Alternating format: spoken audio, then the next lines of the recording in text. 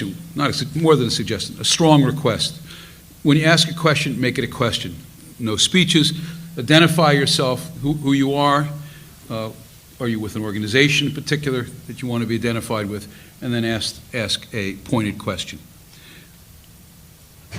Let's begin. I'd first like to say thank you to Fred for organizing this, and to Frank Macchiarola for lending us this lovely space. It's nice to be back in the borough of my birth, the borough of my parents' birth, and it's nice to see my brother, who lives here as well. He's a retired police sergeant and a graduate of St. Francis.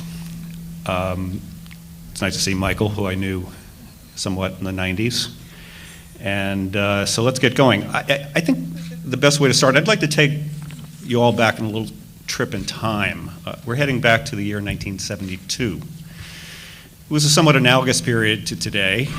The U.S. was involved in a divisive and somewhat disappointing military intervention overseas, and there was a polarizing culture war at home, though instead of red state versus blue state, it was hippies versus hard hats, or hard hats versus hippies. And into that fraught breach stepped William F. Buckley's National Review, the very Bible of conservatism. In September 1972, National Review published an article about the Times with the headline, "Is it true what they say about the Times?" It was co-written by John Ottinger and Patrick Maines, one a former reporter at the New York World Telegram, the other the assistant of National Review. At that time, Spiro Agnew was railing against the elitist establishment press and the nattering nabobs of negatism, incidentally a phrase written by William Safire, who soon thereafter went to work for the Times as their in-house conservative op-ed columnist. Richard Nixon was livid over the Times publication of the Pentagon Papers, and conservatives everywhere, some Democrats too, were upset by the looming Times endorsement of George McGovern. The focus of the National Review article were charges of left-leaning bias. Conservatives had long dismissed the Times as a hotbed of liberalism, bias beyond redemption. But, the National Review asked, to what extent was this impression soundly based? It essentially examined 5 issues that they said fell along a left-right cleft. They were Senator James Buckley's 1970 run for his Senate seat, the anti-ballistic missile treaty and vote in 1969, the failed Supreme Court nomination of federal appellate court judge Clement Haynsworth, and President Nixon's decision to mine the harbors of North Vietnam, including Haiphong. The National Review concluded, surprisingly, that were the news standards of the Times more broadly emulated, particularly by news magazines and broadcast networks, the nation would be far better informed and more honorably served. Now, this was clearly a tribute to the journalism practiced and upheld by Abe Rosenthal, who was then executive editor of the New York Times. He was executive editor from 1969 to 1986. It was a journalism based on professional detachment, as much as possible, impartiality, agnosticism. Rosenthal was determined to keep the paper straight. He once told Joe Lelyveld that it was important to keep a firm right hand on the tiller because the newsroom would naturally drift to the left. He believed that there should be no editorial needles in which reporters used their personal political opinions to go after anybody. He believed that there should be no pejorative quotes that were either unattributed or made somebody look bad that weren't fair. Rosenthal was very patriotic, and he was extremely wary of the counterculture. And he was also very wary of conflicts of interest amongst his reporters. When he found out that a woman he had hired had once had an affair with a politician in Philadelphia, I believe it may have been the mayor, he famously fired her and said, and I'll pay deference to the fact that this is a Catholic institution, I don't care if my reporters bleep the elephants, but if they do, they can't cover the circus. So let's fast forward a bit. It's 2003. In the wake of the Jason Blair plagiarism scandal, TV comedians are having a field day. David Letterman said, "You know the old slogan of the New York Times, all the news that's fit to print? Well, they've got a new one. They've changed it. The new slogan is, we make it up." In the summer of 2004, Daniel Okrent, who was the paper's first public editor or reader's advocate, an office that was created in response to the Jason Blair scandal, published a column headlined, "Is the Times a Liberal Newspaper?" He answered that question in his lead with, "Of course it is." Said Okrent, "If you think the Times plays it down the middle on divisive social issues, you're reading the paper with your eyes closed." Indeed, in October 2004, just a few months after Okrent's column, Jay Nordlinger of the National Review, echoing many conservatives, wrote a repudiation of that pro-New York Times 1972 article advocating going timesless. This is certainly a far cry from that 72 article and Buckley's oft-stated assertion that doing without the Times would be like going without arms and legs. There were a lot of other controversial issues in 2005, 2006. There were charges that the Times was a treasonous organization for publishing scoops on the National Security Agency's electronic surveillance of terrorists and terrorism suspects, both at home and abroad. There were demonstrations outside the Times that called the New York Times the Al Jazeera Times. And then in 2010, we have the WikiLeaks. And we have WikiLeaks, and particularly its Cablegate, the dump of State Department diplomatic cables. Again, there were accusations of treason, denouncements, proclamations of possible prosecutions from officials, probably blowing smoke for public consumption. Let me say right here, I don't advocate going timeless in the least. I don't think the Times is treasonous, although I don't think its sense of post-national patriotism is the same as traditional notions of patriotism, and I think we'll get that into that a little later. I certainly don't think it should be bombed, as Ann Coulter once thundered. I've read the Times since I was a kid. I was very proud, very early in my career, to be published very prominently in it. I consider the Times an important national resource, albeit an endangered one, and I confess to being one of those New Yorkers who refer to it simply as the paper. Pre-internet, I'd wander down to the local newsstand to get the next day's edition. If I was out of town and couldn't find it, I'd get withdrawal symptoms. But I'd say sadly, those days, that young man and that New York Times are gone. For generations, the Times was considered the gold standard of American journalism, and the institution was considered central to the public discourse and policy debates at the core of our democracy and our shared civic life. Yet, I don't think for this generation the Times could be called what Dwight McDonald said it was for his generation, which was the principal point of contact with the real world. Nor can it be seen, I think, as Gay Talese once put it, as necessary proof of the world's existence, a barometer of its pressure, an assessor of its sanity. Indeed, some may not care.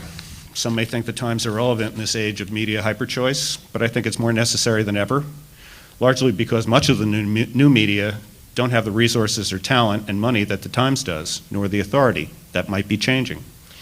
Nor can they provide the common narrative we need as a nation and a neutral form of establishing what's true and what's not. These times still might demand the Times, but they certainly demand a much better Times than we're getting.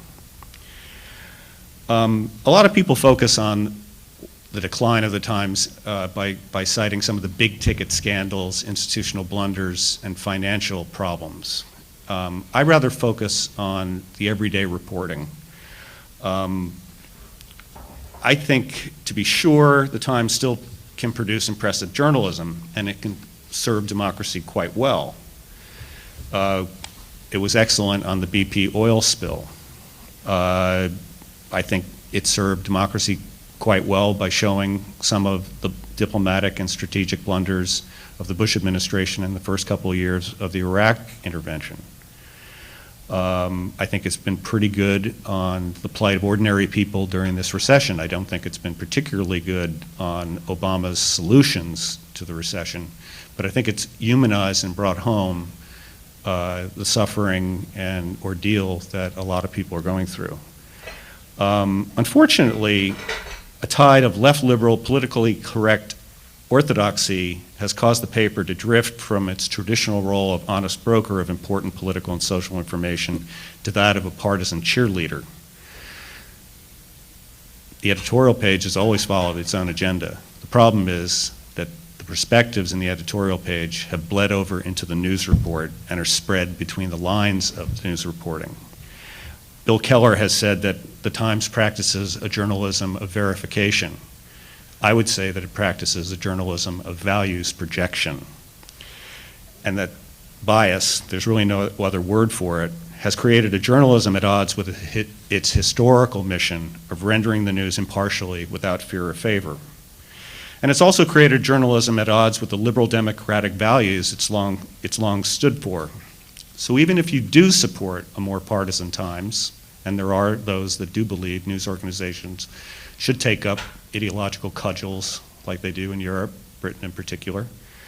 But even if you do support a more partisan Times, and those self-identified ideologically committed journalists in the room might do so, I think there's still cause for concern, because through the law of unintended consequences, the liberal values that these ideologically committed progressives generally stand for are often very ill-served by the very paper that embodies them or is said to embody them most ardently. John Dewey, the great educator, professor, and philosopher, is credited with defining the vital habits of democracy. These were the ability to follow an argument, to grasp the point of view of another, to expand the boundaries of understanding, and to debate the alternative purposes of what might be pursued. Yet, I don't think the Times measures up to this standard. I think instead of expanding the boundaries of understanding, the Times has narrowed them. I don't think it gives enough sense of the alternative pursuits.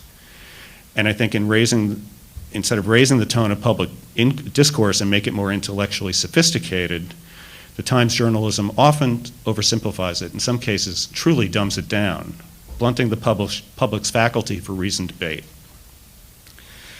I think that here I'd like to go into a couple of the issues where I think the Times' faulty journalism and its ideological biases have not enhanced but impaired our democratic culture, our democratic processes, and our democratic policymaking. This material, as Fred mentioned, is taken largely from my latest book, Gray Lady Down. It's the shortest of my 3 books, but it still weighs in at 260 pages, and so by necessity, I'm going to have to skim the treetops here to meet the time limit. If anybody wants to go into deeper detail in the Q&A, please feel free, but I'll try to stay out of the weeds, so to speak. The issues I'll tour as briefly as I can are, first of all, race and affirmative action, secondly, immigration and diversity, and the third will be the war on terror. These are the 3 issues in the book that I think are best presented, and they're also the 3 issues that bear on our democratic life in the most important way. If I have time, I'll get into the effect of the Times journalism on the tone and tenor of our civic culture, which is both the seed of our democracy and its reflection. Turning to race and affirmative action, I lead that chapter with a story that Joe Lelyveld, former executive editor of the Times, told about being in in Philadelphia, Mississippi, the year 1966, watching as a group of reporters were standing in a circle with some activists, holding hands and singing "We Shall Overcome." Lelyveld felt it was inappropriate and didn't join in. That sense of professional detachment, very much a product of the institutional culture that was drilled into every reporter during the Rosenthal years, has not endured. Today, when it comes to the issue of race, the Times is sitting front and center singing in the choir. And it's singing with a moral fervor and a gusto. An orthodoxy of racial engagement and diversity now governs the personnel policies of the newsroom, but even more so, the political sensibility behind most of its coverage. I think we see that in stories that involved historical racism, injustices and atrocities of the past. Some are newsworthy. Things concerning the trial of Emmett Till, the retrial of the Emmett Till murderers. Of course, newsworthy. But others seem more to stoke racial guilt. and they seem to be, printed in pursuit of emotional reparations. There's a certain script that the Times will report on, which involves white oppression and black racial victimization. We see that in its reporting on criminal profiling. It's one of the Times hobby horses where it'll get a hold of some report, usually by a liberal think tank, and then will go to town 3 or 4 times in the space of a couple of weeks and report that there are more black kids being stopped and frisked than white kids in certain neighborhoods. We also have victimology in the coverage of the Katrina catastrophe. In one case, there was a major hoax perpetrated on a reporter who used a self-described victim of the Katrina catastrophe to present herself as a victim of the bureaucratic inertia that had her holed up in a flea bag hotel in Queens, her health in jeopardy, her having to go to 4 or 5 trips to the hospital, her children all living together with her. In fact, she had never been anywhere near Katrina when it struck. She said she was from Biloxi. She didn't even have custody of the kids she said she had, and she never went to the hospital. She was never in the hospital. In fact, she was wanted for for check kiting and check fraud. She was arrested shortly after the Times piece ran, and shortly after that, the Times Standard editor issued a memo saying to the reporters, "We'll have no more single-source stories." The reporter essentially took her at her word and never checked any of the public records that were available to check. We have the awful story of the Duke rape case, which Stuart Taylor, a journalist at the National Review, wrote a wonderful book about, in which he called it a fable of evil rich men running amok and abusing poor black women. It was just a story that was too good to be true, Dan Okrent said. It was too delicious. Okrent said the Times should take out a billboard in Times Square and apologize, but they never did, and there was never an editorial note to readers or anything acknowledging just how bad the Times reporting had been, how much it slandered the lacrosse players in question, and how much it needed to take account for what it had done. I look at black politicians, historically, I look at their treatment of Malcolm X. In 1965, when he was assassinated, the Times said he was an extraordinary but twisted man, turning many gifts to evil purposes. They also decried his ruthless and fanatical belief in violence. But in 2004, in relation to a Harlem exhibition, it referred to Malcolm X as a civil rights giant. And then there's Al Sharpton. Al Sharpton has more lives than a cat.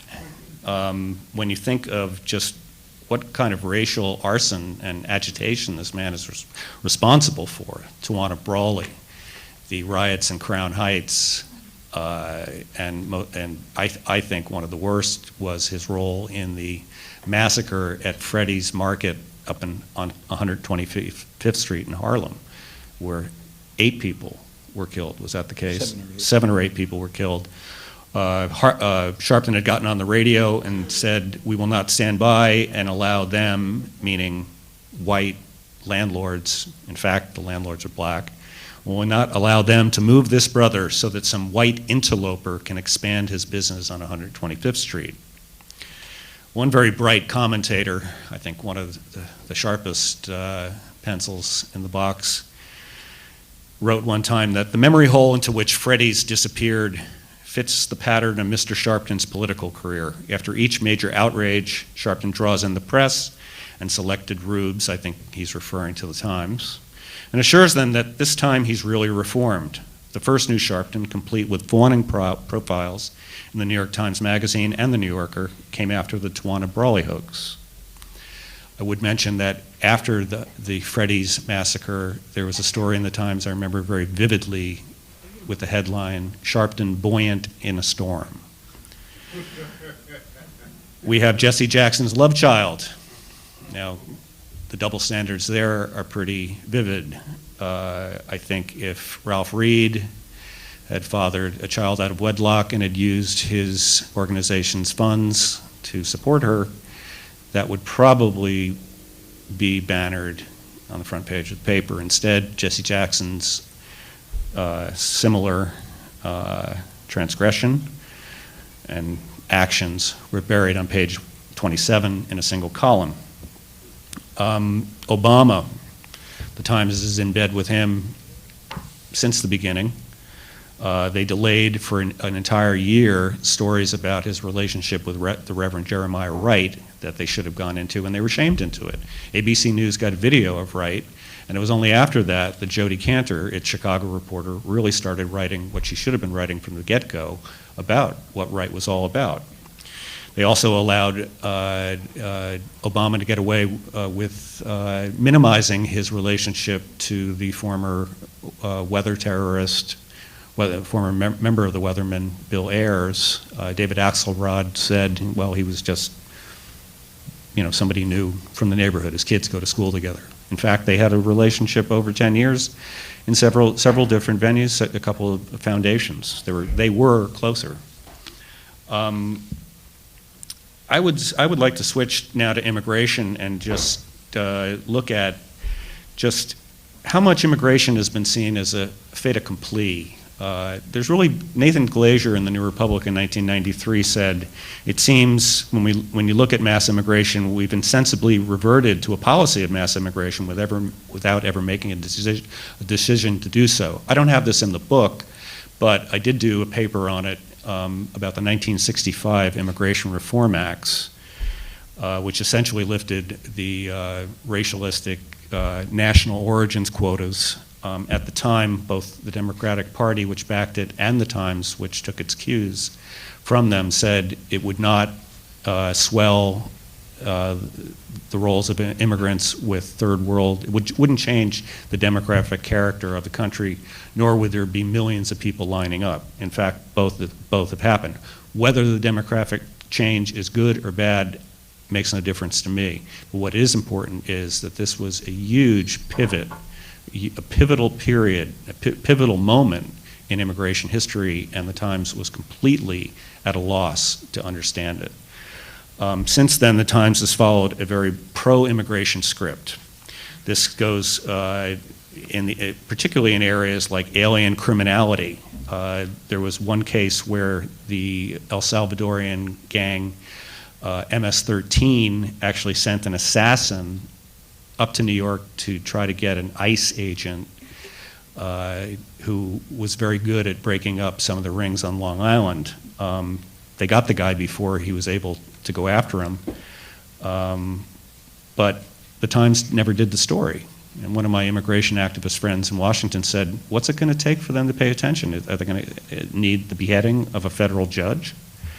There's another way that they've treated immigration somewhat glibly and without the gravity that they really should. The issue of sanctuary cities, which came up in the 2008 Republican presidential primaries, sanctuary cities being places where immigrants are allowed to live without having to worry about their documents being checked or any kind of ramifications from crimes committed that aren't serious felonies.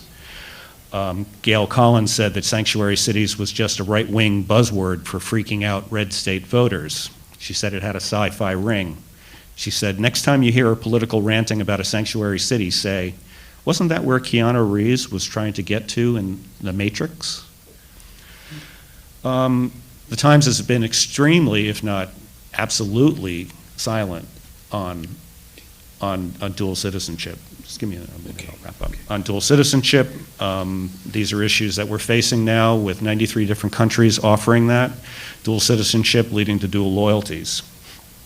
It's been extremely soft on Islamic immigration. It won't go anywhere near issues of the different customs and values and attitudes that are, I think, profoundly anti-democratic, involving the submission of women, involving female genital mutilation, involving polygamy, and most importantly, the issue of honor killings, which is an issue around the country, but you wouldn't know it from the Times. And I'd also get to the idea that the Times has been very soft on the ideological nature of Islam in terms of the imams that they've featured.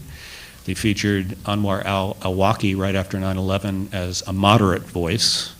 He, of course, even authorities at the time knew that in San Diego he may have given harbor to 2 of the terrorists, and that several of the terrorists may have been praying at his mosque in Brooklyn. He has since, of course, become the major jihadi propagandist and is on the U.S. hit list.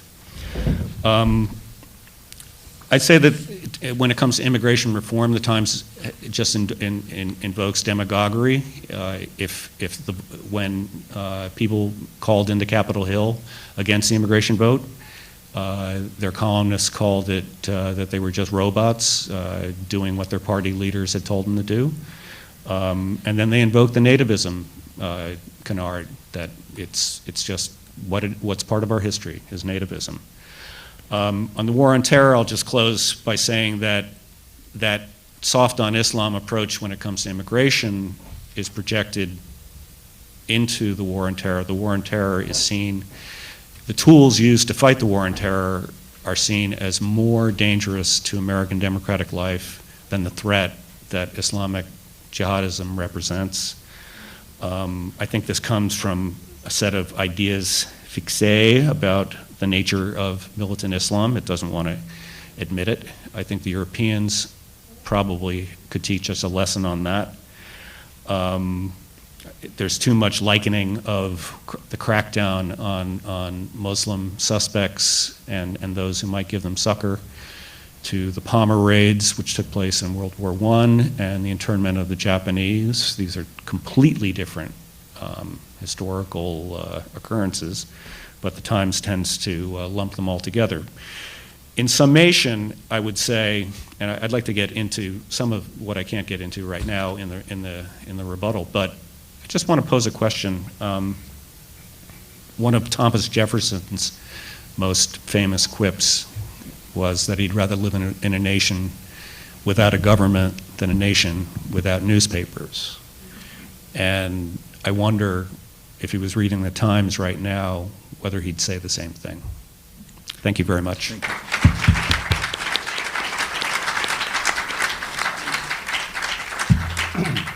Okay?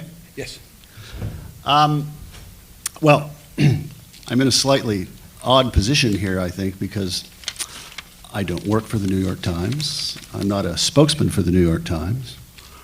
As a matter of fact, I'm paid by the newspaper that is arguably, no, probably, in terms of world audience and looking to the future with web overtaking print, as it will someday. I work for the paper that is probably the Times' greatest English language world competitor. So yeah, maybe I should denounce the Times and read The Guardian. So I'm not a spokesman for the paper. I have my criticisms of it. We'll get into some of those.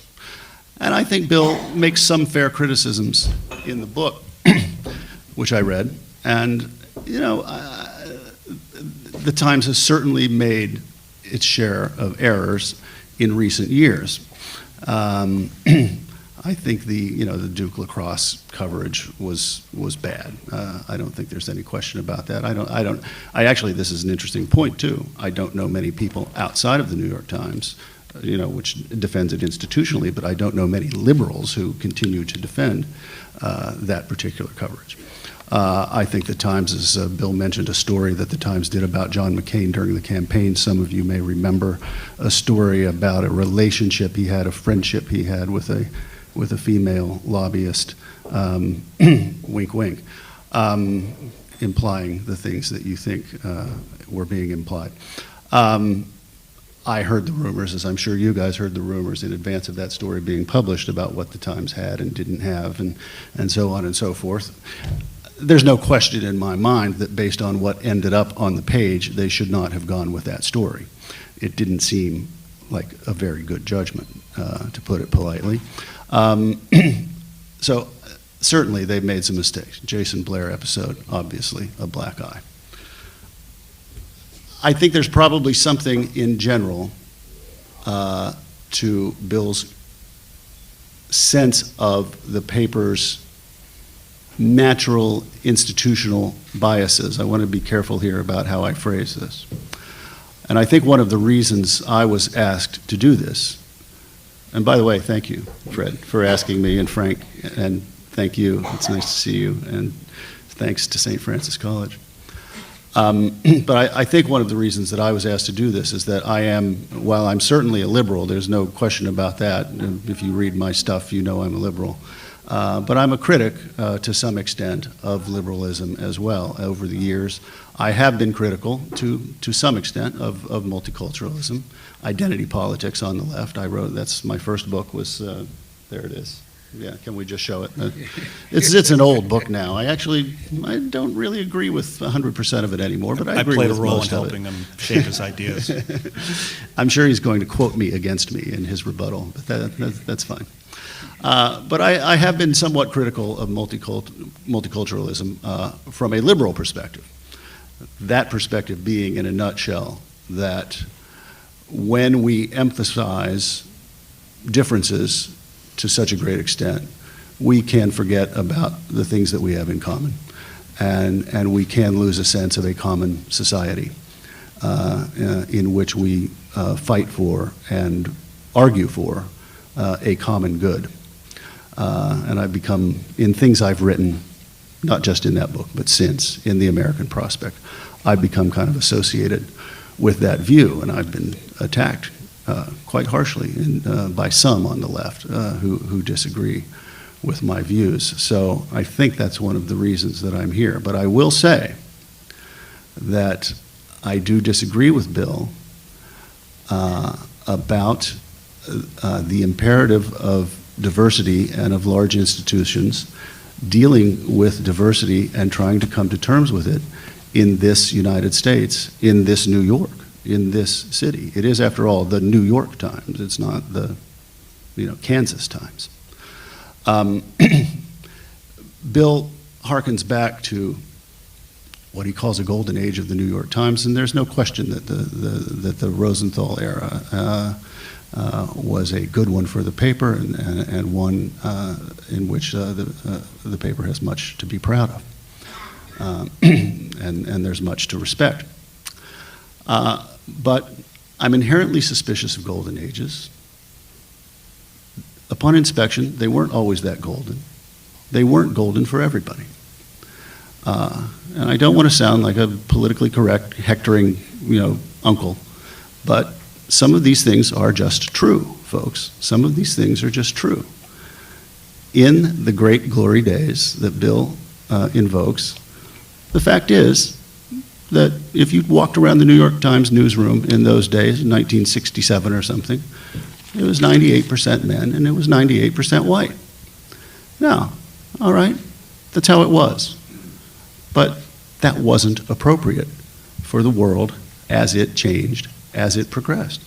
It just wasn't appropriate. I don't think anybody could seriously defend that now. The Times had to embrace diversity. It had to embrace the idea that it needed to hire more women, more African Americans, Latinos, and so on. It had to do this. Now, the young Sulzberger, which he's Pinch, yeah. The young Sulzberger emphasized this above pretty much every other value. Maybe that was overemphasis. Maybe he was a little bit too much of a zealot about it. Maybe other values and other standards should have gotten more attention from him. I don't know. But on balance, he was certainly right to emphasize this, especially, as I said before, in this city, as multi-hued as this city is and as diverse as this city is. The Times had to make this change, and I can tell you, and many of you here in this audience will remember that, the metropolitan section of the Times, for example, back in the 1960s and 70s, it didn't really cover, it didn't even bother to cover the black communities and the Latino communities very much at all. This had to change, and it changed. And the change has come with some downsides. All change comes with some downsides. Nothing in this world is all good or all bad. And there have been some excesses and there have been some mistakes that the paper has made, but they had to make this change. And on balance, it's far better that they make an attempt to cover these communities, not only here in New York, but nationally. I don't believe, you read Bill's book and and there's example after example after example after example, and there's like 200 examples in the book of allegedly egregious things the paper has done, and you might, at first blush, you might put this book down, finish it, and close it, and think, "Oh my God, what a Jeremiah! What a list of horrible sins." But then, okay, step back and think for a second. Okay, he's talking about 200 stories, something like that, over a period of about 20 years. 20 years during which the newspaper has probably produced 365 editions, probably 50 byline stories a day. I'm no good at math. What's that? 18,000 stories a year times 20 years, 360,000 stories. Okay, subtract out the business section and some of these other things. But, I don't think that the cahier, if I may lapse into French, that Bill produces is as big of an indictment as he suggests that it is. The Times is reflecting changes and arguments and tensions in society that not only the Times is grappling with, but many, many institutions are grappling with, and are grappling with, with tremendous difficulty. The country's changed. The culture has changed. And I think a lot of this change has been for the good. I think most people think that most of this change has been for the good. There are people who think that most of this change has not been for the good. You have a section in the book, Bill, where you're discussing the Times' coverage of gays, and you criticize, or seem to criticize, a story or a series of stories about gay adoption.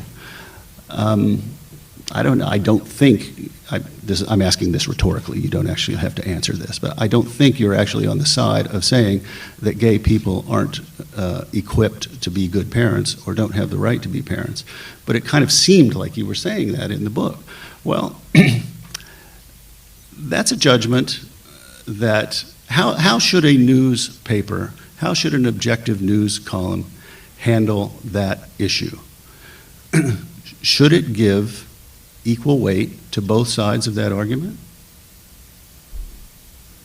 I think that's a close call. I don't think it's absolutely clear that you should give equal weight to both sides of that argument. Was the Times supposed to give equal weight to Bull Connor in 1964? Well, I don't know. I'm not sure that that's the role of a newspaper. A newspaper has a civic role to play. Bill quoted Dwight MacDonald. It was a good quote. What was it? The principal point of contact with the real world. For his generation, Yeah. it represented the principal point of contact with the real world. Yeah. Dwight didn't have that many points of contact. You're saying he's lighting the loafers? I knew him, is what I'm saying. Yeah. He touched. Oh, fair enough. Right. Fair enough. I think that the Times probably was that in those days, but in those days, the Times occupied a much, much larger space in the journalistic universe, in the civic universe, than it occupies today. And this is another point I'd make that isn't necessarily a direct rebuttal of Bill, but is a point that I think that's very important to keep in mind as we have any discussion about the media in the United States today. There's no more oracle in our media culture. That's long gone. It's dispersed. The power and the influence is spread around. Fred said, Huffington Post worth $315 million, according to America Online today. The Daily Beast bought Newsweek, not the other way around. A 2-year-old website bought Newsweek. We live in a very different media culture. There's no more Walter Cronkite who could say in February of 1968 that he went over to Vietnam and looked at it with his own eyes and decided that it was an unwinnable war. And within 2 weeks, public opinion went from 60-something, 64, 65% in support of the war to about 40% in support of the war. Because of one man, 25%. I've looked at the Gallup numbers, and it's very stark. It's also around the time of the Tet Offensive, but I think we can credit Cronkite more than not. There's no more media culture like that. So in a sense, the Times is, I wouldn't say one among many equals, because I think it's still obviously the leading newspaper in the United States. But it has to share a lot more. It has to share the atmosphere, the oxygen, with a lot more outlets than it ever used to. And that oxygen is much more contested now, and the whole media landscape is much more embattled now. There was no such thing as a media critic in Abe Rosenthal's age, through most of his age, editing the paper. Media critics started to pop up in the mid to late 1970s and the 1980s. They became ubiquitous. The Times gets attacked from the left. The Times gets attacked from the right. It gets nailed by everybody. All of its mistakes are exposed immediately. I think this is another important change. I don't assume that the Times did not make mistakes in the 1950s and 60s. I assume, rather, that they weren't exposed by endless numbers of bloggers and media critics. Another point about the so-called golden age. Speaking of criticisms of the Times from the left, I can promise you that one could write a book, and people have written books like Bill's, that take the Times to task from the liberal side with just as much fervor and citing nearly as many examples. Bill cites a couple in the book, the liberal critics of Hal Raines, for example, of which I was one, and he quotes me accurately as having criticized Hal Raines' editorial page when he was running the editorial page in the Clinton years. And the Raines editorial page in the Clinton years is an important example. This was not the Times being a partisan Democratic paper by any stretch of the imagination, folks. Liberals were furious at the Times. Hal Raines was on some kind of personal jihad against Bill Clinton and ran. I did a count once. Now I'm not remembering it, but I wrote a piece in The Nation about this in about 1999 or 2000. I think it was late 1999. You can look it up if you want to. But far, far, far more editorials criticizing Bill Clinton than criticizing Ken Starr and his prosecutorial tactics. The paper broke the Whitewater story. Okay, yeah, I'll finish up in a couple minutes. The paper broke the Whitewater story. It kept on Clinton pretty hard throughout his time in office. The paper, more recently, it broke the Eliot Spitzer story. There's a Democrat it sure didn't go soft on. David Patterson's another Democrat it sure didn't go soft on. I could cite a lot more examples than that. Also, on the subject of the war, it's a much more pungent criticism, in my mind, that the Times, like most American newspapers and news outlets, published far more stories, basically taking the administration's line through background quotes, like the famous Judy Miller stories about the aluminum tubes, but there were many, many, many more, than it ran critical of the administration's arguments for war against Iraq. Bill cites this too, to his credit, a piece by Michael Massing in the New York Review of Books. So there are many, many criticisms to be made from the left of the New York Times. What does it all add up to? Bill Keller would say, I guess, and not without justification, that if we're being attacked like this from both sides, Maybe that tells us that we're, if we're pissing off both sides, maybe we're doing something right. I'll conclude by saying that I still think, on balance, whatever its errors, it's an excellent, excellent newspaper. Has anybody in this room quit reading the Times on principle? Okay, all right, okay, we've got, let the record show that out of, 80 people here, we've got about 8 hands. All right, well, that's something, but by and large, I don't think anybody quit reading the Times after Jason Blair. I don't think anybody quit reading the Times, or very few people quit reading the Times after very many of these things. It's still a great paper. If you're trying to keep up with what's going on in Cairo and not reading the Times, you're missing something. Their coverage is great. Yes, it is excellent. It is very good for democracy. Thanks, Mike.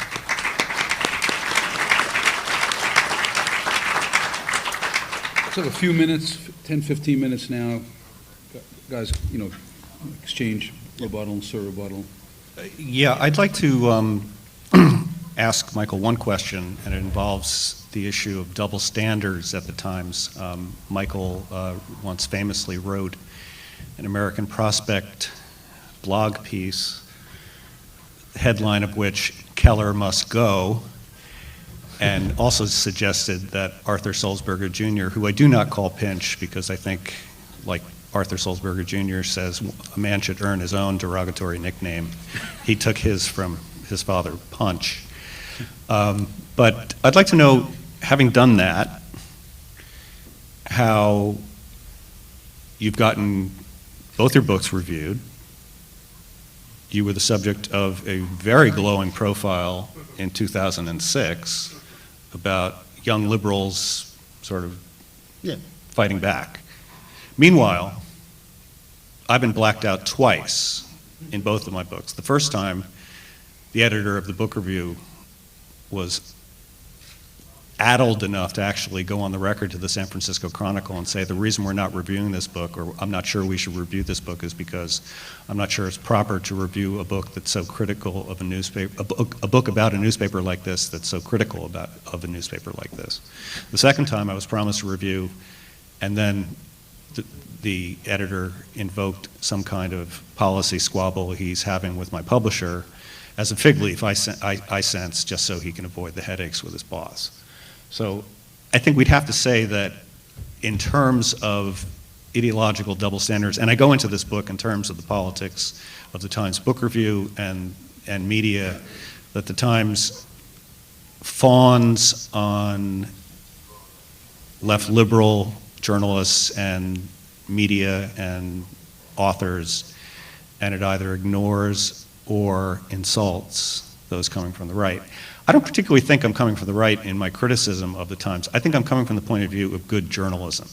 Michael said that maybe there's 200 stories that I pick out. This was a charge I went through last time with Coloring the News, that I was cherry picking. One of the reasons why I decided to pile up example upon example was that I wanted to show that they were representative. I did not do a quantitative study that would determine the representation, but I think people got the drift that when you pile these up more and more, that this is the norm rather than the exception. As to this point that the Times was at one point during its golden age all male and all white, it's probably true. I agree, there are always problems in nostalgizing. I don't know who said it. I wish I had my Google here, but nostalgia is the rust of memory. Was it Shakespeare? Yes. Yeah. Thank you, Google. That being said, I think Michael misses my point when I'm critical of diversity. I'm not as critical of diversity as a personnel policy, as long as it's within the law. What I'm critical about diversity, two things, and Fred used this phrase once, mandated diversity, where the state comes in and says you have to have a certain quota, a certain number. But I'm more concerned with diversity as an ideological policy, where it bleeds out into the news coverage, where it translates into a kind of solicitude toward minorities, where it translates into a kind of demographic triumphalism, where it translates into endorsing the politics of proportionalism, set-asides, quotas, university admissions, where it translates into vilifying those who are trying to roll back affirmative action programs, such as Ward Connerly in California, Prop 200? 209.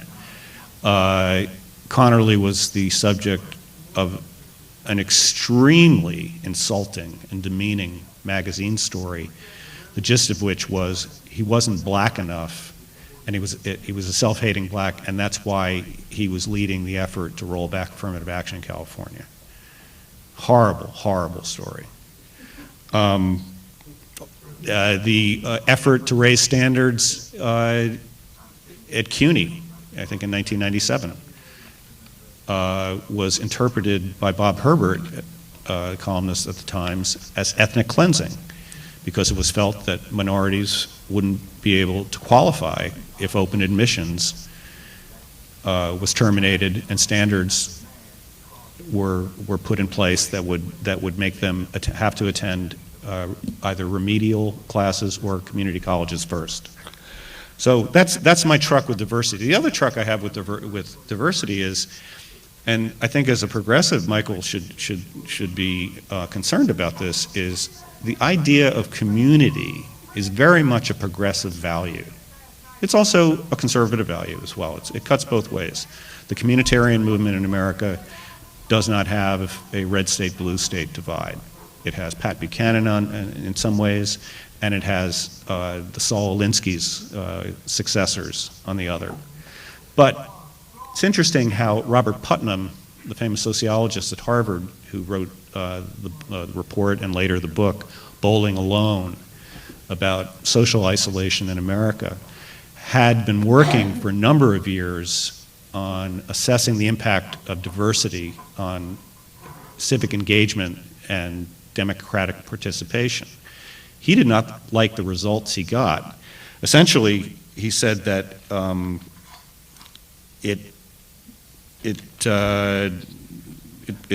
places with the most diversity in America were those with the lowest levels of social trust, the lowest levels of social engagement. People tended to hunker down. It basically became couch potatoes. They didn't go out and go to the local cake sale or join the Rotary or the Knights of Columbus or whatever have you. Community life withers, and people tend to hunker down in order to escape the friction that develops in excessively diverse places. Yet the Times promotes diversity as an aggressive creed. And this is not just diversity as a personnel policy, but diversity as a demographic reality. You have Charles Blow, one of its columnists, who are basically saying to the Tea Parties, you want your country back, but you're not going to get it. Welcome to America, the remix. And I think it's that kind of demographic triumphalism and that exaltation of diversity and the cult of ethnicity that is not only bad for our democratic life, but it's bad for progressivism itself. And I could enumerate that, and I hope to write about this more. Many progressives today are actually regressive progressives. And when it comes to, particularly when it comes to customs and practices dealing with Islam. I'd like to say that another thing just about the gay adoption, because I think it borders a little bit on a canard. I'm all for gay marriage. I grew up across the street from a gay couple, George and Jim. At that time, they had a woman living with them who turned out to be a bag lady that they brought up in suburban 1960s northern Westchester for cover. Our kindergarten teachers in the town that I grew up in, Croton-on-the-Hudson, both turned out to be gay. As soon as they retired, they ran up their rainbow Jolly Roger flag, and nobody seemed to care. Gay adoption, gay parenting, I don't think the research is in firm enough yet. That's not to say that I think kids should spend time in foster care or go without parenting.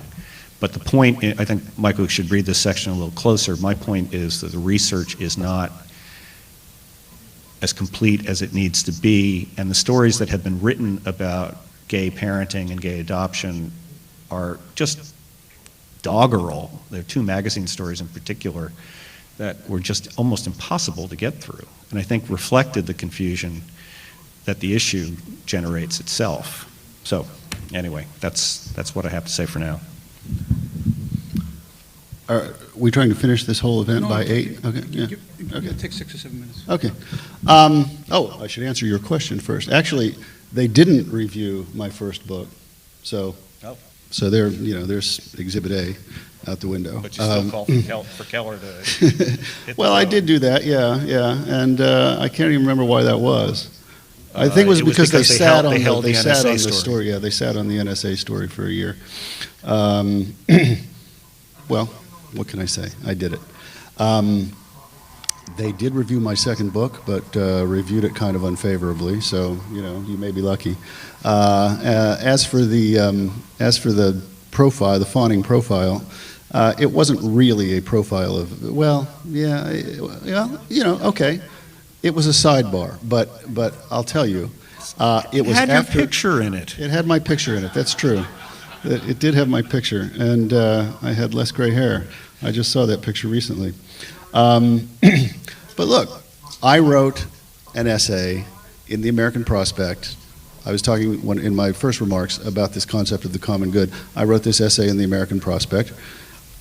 I don't know why they decided to do this. I guess you have a hypothesis. You don't know for a fact. You may be right, but they wrote a piece that talked about what influence my essay was having around Washington. In fact, that was kind of objectively true. I mean, I don't want to sound immodest, but in liberal circles in Washington, what I wrote was kind of being talked about a lot. So they wrote a piece about it, and they did a little sidebar about me, and they did run a picture. It's true.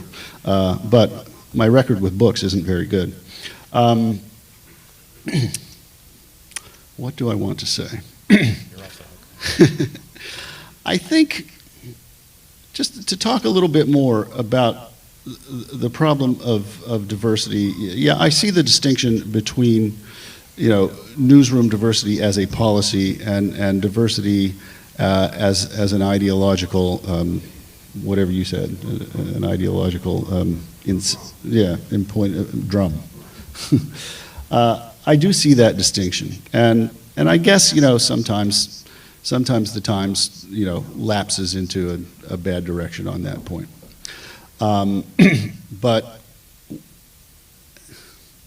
we're in a period in this country's history where we're having deeply contested battles on every front, not just in the pages of the New York Times, but everywhere, about diversity as a value. And it does, to some extent, it doesn't leave much room for nuance. I'm one who has tried to do nuance on this question over the last 15 years or so. Hasn't always worked out, to the way I would have liked it to work out. We're in a historical period where we are fighting this question tooth and nail every day.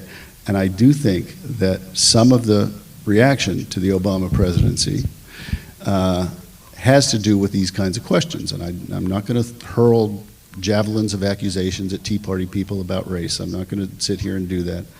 But I think there's no question that there are, in our media, there are representations of two Americas, and they are very intensely at odds with each other.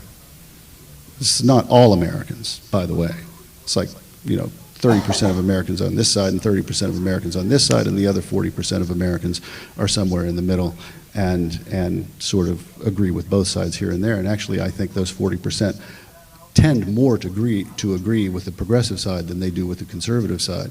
Otherwise, the New York Times would be losing circulation like this, and there would have been a value judgment made by society at large that the New York Times was failing the country. I don't think that that judgment has been made by the citizens of this country.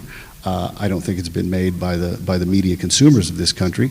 Yeah, the New York Times' stock is in difficult position, and they built this building, and they're having whatever difficulties they have, but they're still selling 1 million whatever copies a day, and they're selling a lot more copies than, say, the Washington Times, which is maybe the right-wing equivalent of, if the New York Times is everything that Bill says it is, then its opposite number is this paper, the Washington Times, which some of you may not even know exists, but it was started by Reverend Moon 30 years ago, and it exists because he's willing to lose whatever he loses on it, $30 million a year, I think I've read, but whatever the number is, an astonishing amount of money over the years.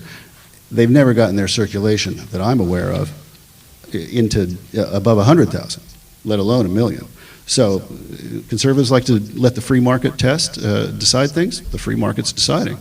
The New York Times is a success. The Washington Times is not much of a success and is underwritten by an extremely wealthy man.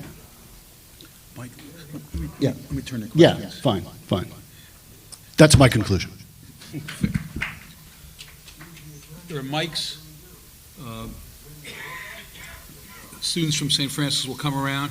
Just, if you want to talk, move into the aisle and just tell us who you are, what organization you're connected to, and That's nice. ask a brief question.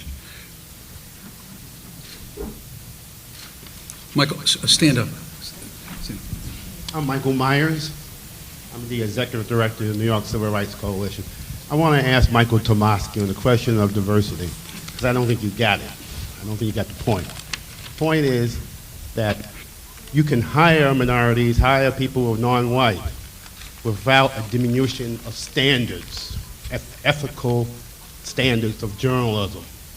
So that the complaint about Jason Blair was not that he was hired because he was black, although he may have been hired because he was black, but because the editors, the white male editors and people above, let their standards down and didn't check, didn't edit, didn't treat him as they would treat anybody else who was a journalist because he was black. And secondly, with respect to diversity in the newsroom, as Bill was talking about in terms of coverage, you don't cover people you know. A lot of the new reporters, particularly the black reporters, I'm asking a question, particularly the black reporters have been hired with points of view about race, about community. And they cover, blacks cover blacks cover civil rights, and they omit and exclude from the paper people who don't agree with them. Let's gather a few questions, and then turn the questions over to yes, you are, sir. Okay. Michael White, Noticing New York. My question is about cognitive dissonance. Is the Times, for whatever it is, wherever it is, earnest and philosophically consistent, or is it making calculated decisions about its financial survival and benefit? And the example I'll give you on this is I pay a lot of attention to real estate development and associated politics. And if I go back in time and look at their coverage of eminent domain abuse issues, or for instance the Columbus Circle development, and I compare it to their coverage of what I think is a very big story, Atlantic Yards, which has to do with their real estate partner, Bruce Ratner, and it takes place after they engaged in buying a building with eminent domain for their new headquarters. I don't see consistency. Can I take that question? Okay, you want to answer both of these now? Yeah, you go first. You're getting into some of the contradictions, some would say hypocrisy, between the values that the Times preaches on its editorial page and its behavior as a corporate entity with a bottom line and a Wall Street profile. Some of it's aside from that use of eminent domain to create space for its new headquarters, an issue such as executive overcompensation The Times has railed and railed about that in the paper, inevitably on its editorial page, and inevitably reports surface in the news report about it. However, even though corporate governance is one of Arthur Sulzberger Jr.'s hobby horses, the Times executives are way overcompensated. As a matter of fact, there have been movements on the board to suggest they give their bonuses back, and they have. So that's one thing. And opening up this question to this larger issue of the Times finances, Michael, you're wrong. The Times is not read by 1 million people a day anymore. Circulation just fell this quarter 7.3%, bringing it down below 1 million for the first time since the mid-'80s. And in terms of the market test of whether the Times is successful or not, I do not think that the Washington Times is the correct doppelganger or comparison. I think the correct comparison is the Wall Street Journal, which outstrips sales and circulation of the Times on a national basis. And by the way, I was surprised. Michael Goodwin of the New York Post told me recently that the Times is only read or bought by 200,000 people in New York. It's really staggered me. I think that they have, since the Golden Age, since towards the end of that Golden Age, they were faced with huge financial difficulties. White flight and municipal problems of the city were causing in conjunction with the new illiteracy, where you had college graduates who just didn't have a gene for public affairs and didn't read the Times anymore. You're too kind. Yeah, I haven't spent my life in academia, but they were market testing. They were running focus groups. I believe a lot of their, they have two sections, a Thursday and a Sunday style section. They're expanding their soft news, their consumer news, their lifestyle news. A lot of their gay coverage is driven by demographics, by marketing. Yes, I think that financial concerns do, although they wouldn't like to admit it, they have to. Financial concerns determine what they cover and how they write about it. Mike? Sure. Point taken about the Wall Street Journal, but the reason that I mentioned the Washington Times, Bill, was that if the New York Times is what you say, shot through in its news columns with subjectivity and bias, I don't think that's the Wall Street Journal yet. It's just its editorial page, but that is the Washington Times. So in that sense, the Washington Times is a doppelganger to the New York Times that you describe in your book. That's what I meant. Michael Myers, I take your points. I'm only talking about your second point. I'm ignoring your first point. Look, maybe black reporters have a point of view about a black neighborhood. Maybe that's true. White reporters do too. White reporters always did. Now, this gets to one of the core questions about the whole history of diversity and multiculturalism in this country, and it's very key to the whole debate. Was the old pre-diversity point of view in America, at American institutions, was it some default, purely objective point of view that was civic with a capital C, and completely bereft, deracinated of any kind of bias at all? Or was it just the point of view of the men who happened to run that thing back then, and it had its own biases and its own subjectivities? This is a very important question that is very hotly debated. I'll stop there. Frank Macchiarola.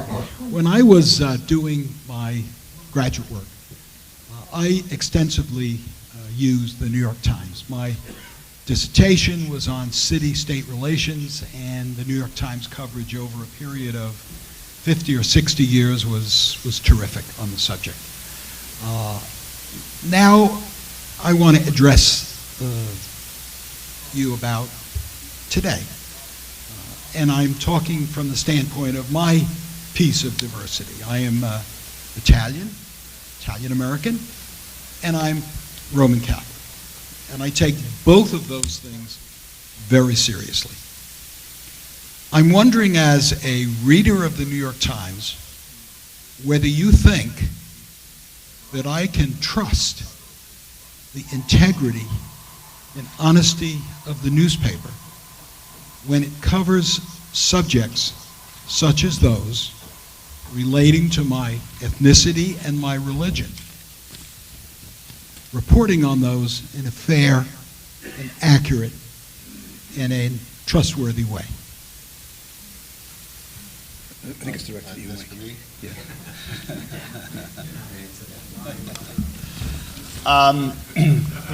Geez. What would you think if I said yes, Frank? I think you're not Catholic and you're not Italian. I'm actually half Italian, but it is true that I'm not Catholic, but I am part Italian. Look, I don't know. I don't read every word of their coverage of those issues. I assume to some extent you're talking about the problems with the Catholic Church and the child abuse things. Well, I can't speak. Okay, I won't speak to the particulars of the Times coverage of that issue. It's not fresh enough in my mind. But Bill can do that, I'm sure. But I would just make the point that those things apparently did happen. There are certain realities in the world that the New York Times didn't create. We did go into Iraq on the basis that we were going to find weapons of mass destruction that didn't exist. The New York Times didn't create that reality. The Catholic Church is having these problems. The New York Times didn't create that reality. I'm not Italian, but I am Catholic. I grew up with a lot of Italians and am dating one. So I'll have to pass on the Italian thing. I do think, though, that in terms of the diversity calculus inside the newsroom, the Times has not followed through on that. It doesn't have its representative Italian reporters and editors in the same way that it has its representative African American or Latino. It's not part of the mix. I think they lump white ethnics into one big mass. On the Catholic thing, I will say I won't go as far as Bill Donahue and say that Bill Donahue, who's the president or chairman of the executive director of the Catholic League, who thinks the Times is a deeply bigoted newspaper against Catholics. I won't go as far as Archbishop Dolan in saying that, but I will say that the Times often seems distant from the realities of Catholicism. Right after I published Coloring the News, the second wave of the church sex scandal broke. And I was on radio and TV a lot being asked questions about this.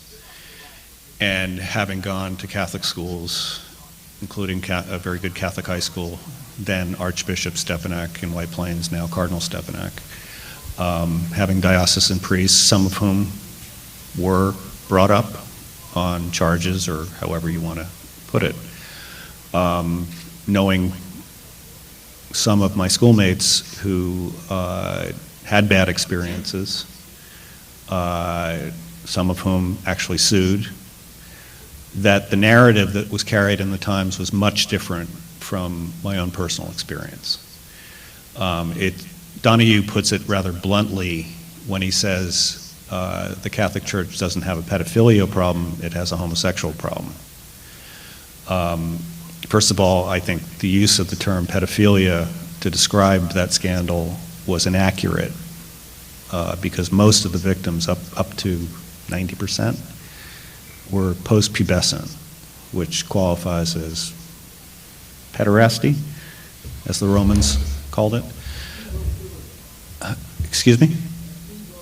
Phebophilia. Thank you, Henry. You're always good for the zingers. So I think the use of the term pedophilia, and I had an argument with Bill O'Reilly on the Factor one night about this, and of course, he was very bluff and didn't have much patience for the nuance, but I think it's important because essentially it made these priests who were abusing their authority and power and influence over these kids to be baby molesters, as opposed to people who were abusing their power and influence over these kids who were post-pubescent, 14, 15. In one case, there was a kid in my high school who wound up suing, who claimed his molestation started when he was 17 and continued until he was a junior at Holy Cross. And I remember the first day going to my high school where in assembly they said, look, you're 14, you're in ninth grade freshman year, most of you are 14, others will be 14 soon. You're men now, you're responsible for the choices and decisions you make. Now that's a generational perspective that's changed much, and maybe it was a smokescreen, but what I'm saying is that I think that the way the Times reported that scandal was completely off. And Let me cut you off, because I just want to get a couple more Okay. questions, and we're coming near the end. This gentleman here? Yep. My name is Eric Worthman. It's kind of another facet to the diversity question. I think most of us would agree that the Times is very much a paper of a particular social class. I know you might call it the golden age. When I was reading the paper in the 1970s, and I was seeing the ads for boarding schools and summer camps, I knew that wasn't quite where I was at in reality. And I think the question I have is a question, statement, I want your response. I feel that the Times' approach to diversity is reflective of the social class. The fact that they've made a shibboleth out of it is reflective of the social background. When you say the newsroom was 98% white, I think there's a reason why that was. Most of us, I think, in this room, as you say, it's the New York Times. Most of us in New York live diversity. We work with people. We're related to people of a variety of ethnic and racial backgrounds. But in the Times environment, that's still a bit exotic. And does that affect their approach? Let's get one more question, and then go to the gentleman here. My name is Phil Mencken, and I'm a lifelong sneerer at the New York Times. Say it louder. Put the microphone up to your mouth. Sneer. The question I ask is, how could you talk for more than an hour and not mention the run-up to the Iraq invasion with the garbage put out by Judith Miller? She had editors, and they Sir, printed excuse me. it Let me based interrupt on you. nothing. That's come up repeatedly. You weren't paying attention. Let's get another question. if I could just add something. It Judy just came Miller's up for a reporting moment. did not by itself drive us into Iraq. Or Israel and the Palestinians. Not a word. Well, it's outside of the purview of my book. I mostly focus on domestic issues. Yes. Bring the mic to this gentleman here, please.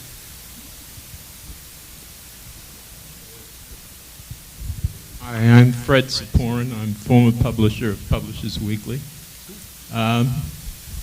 It seems to me that you could list 200 stories that you did like in the Times, as well as the 200 stories you didn't like.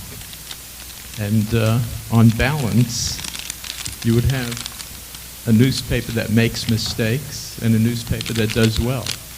Well, you can do that and come back a couple of years from now, spend enough time as I did, and let's see what you have.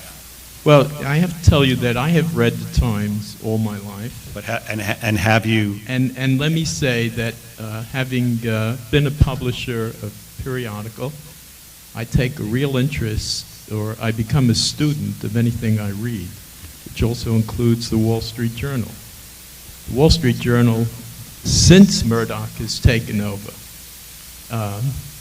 while it certainly still remains an excellent paper, there's considerable leakage in what they're covering, in what they are now doing, and what they used to do, and their golden age is gone as well.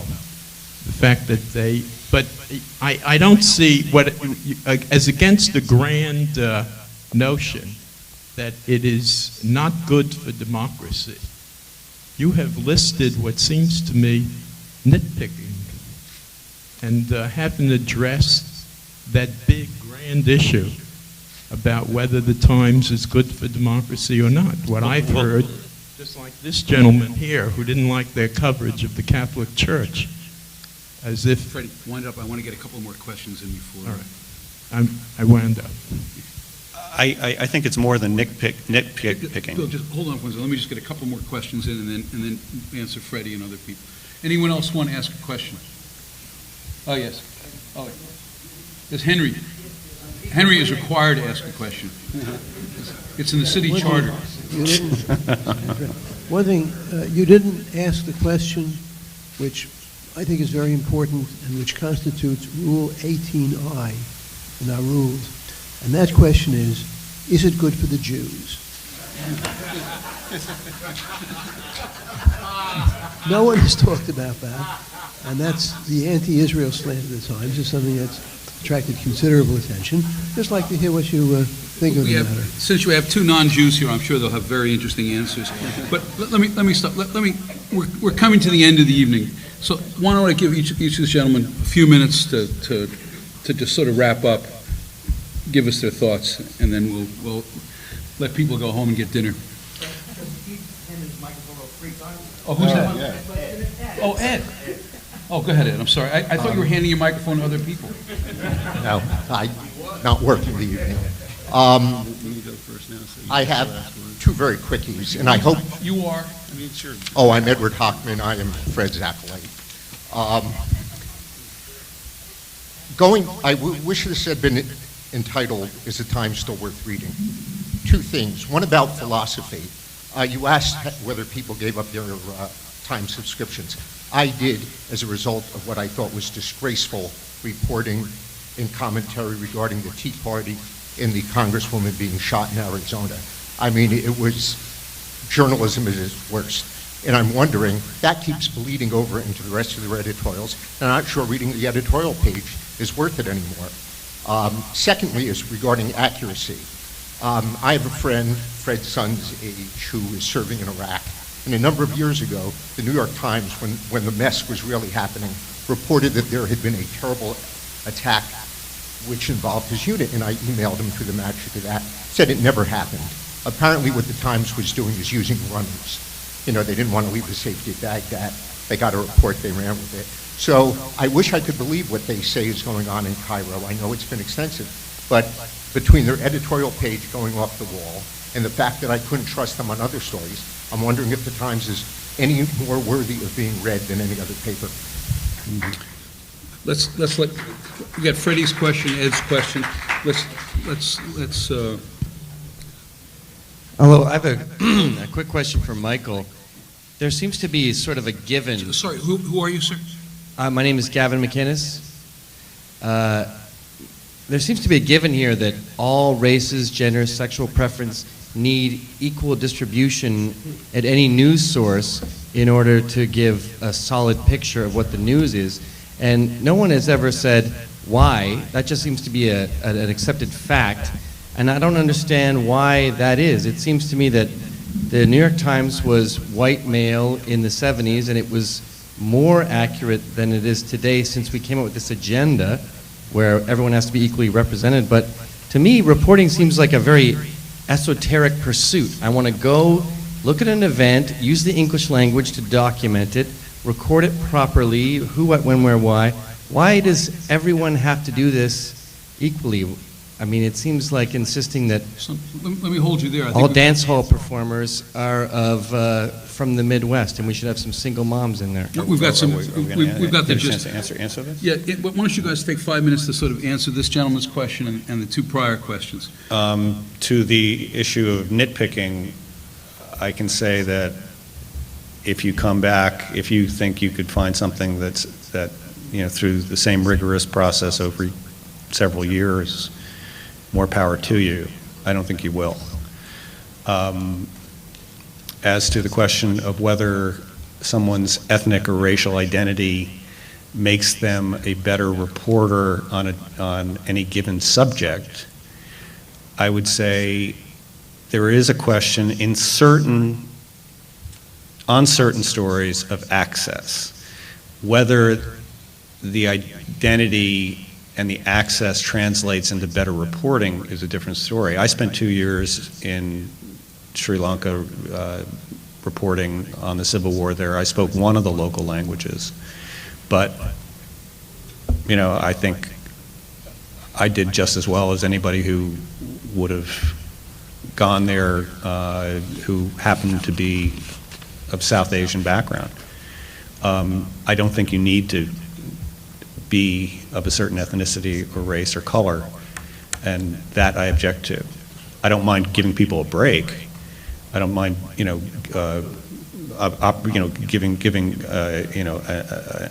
the opportunity that one, that anybody deserves. But at the same time, I don't think that we should have beats that are reserved for certain races. And my experience is it doesn't work either. It just creates resentment in the newsroom and bad journalism. What do you have to say to Ed's question about Tucson? I have a lot to say about that. I think that it was deeply unfortunate that the Times led the pack in assuming that it was political in nature. Paul Krugman's blog on January 8th, was it? No, the incident happened on January 8th, and then January 9th, he blogged something to the effect of, we don't have proof yet this was political, but odds are that it was. And there were other journalists who took their cues from that. I'm concerned about the tone of civic and civil discourse in this country, and I think that the Tea Partiers are probably have more violent rhetoric, but the liberal and progressive side has its own problem with this. And I can quote you right now, Frank Rich, who calls Americans who wouldn't take on the issue of torture in Gitmo good Germans, who called John Ashcroft the best Goebbels of them all. Krugman, who equated committed religious believers with Islamic extremists. Maureen Dowd, who equated the male domination of the Catholic Church to the Taliban, who said that because the Christian right was gaining force during the Bush administration, that God, we really are in a theocracy. The Arizona shooter, the Arizona anti-immigration or anti-illegal immigration law was met by Linda Greenhouse with an image that came out of Nazi Germany. So I think that the Times and the left has a lot to answer for too. And maybe this is because of the internet. Maybe people get more slashing and want attention. But I think that it subtracts from the gravitas and the credibility of these people by using terms like that. Mike, why don't you take the last word? Okay. Yeah, I'm against Nazi analogies in most cases, unless you can make a really, really precise analogy about something that the government of Nazi Germany did that you are seeing today. If you can make a really precise analogy and make it stick, then okay, it's fair game. But going around calling people Goebbels, no, I don't think it's a good idea. I actually criticized the Democratic congressman, Stephen Cohen from Tennessee, who recently did that, wrote a piece that was very, very critical of him. I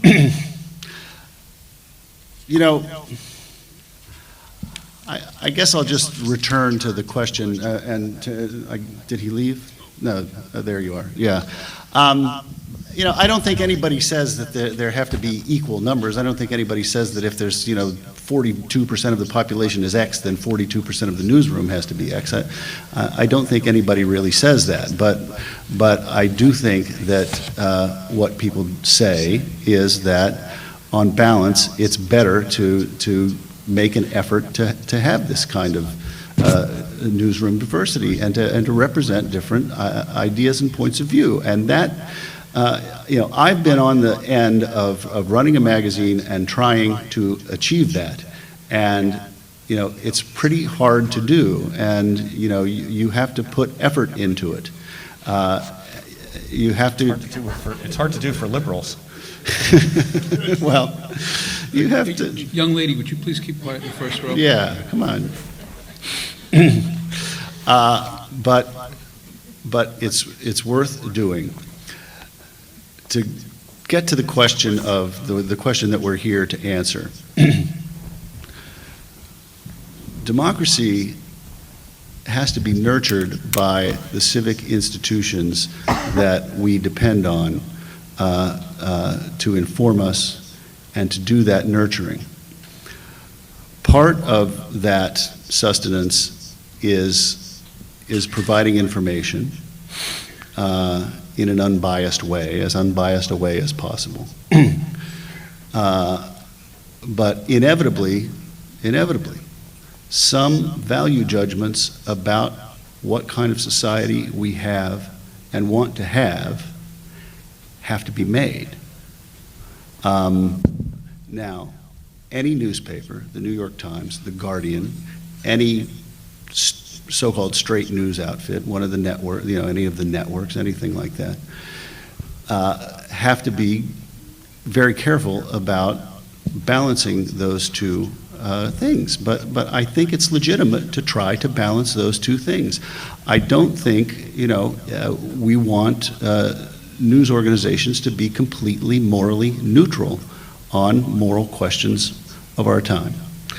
Now, the New York Times might make a lot of mistakes along those lines, but on balance, I think it's trying to do a fair job.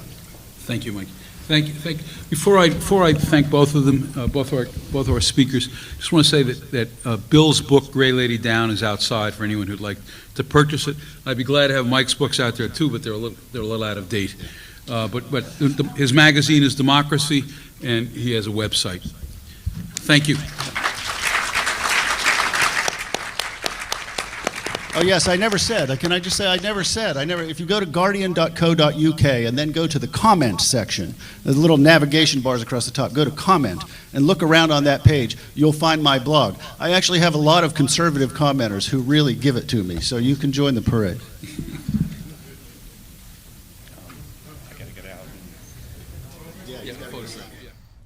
For more information on William McGowan and his book, visit the book's website, grayladydown.net.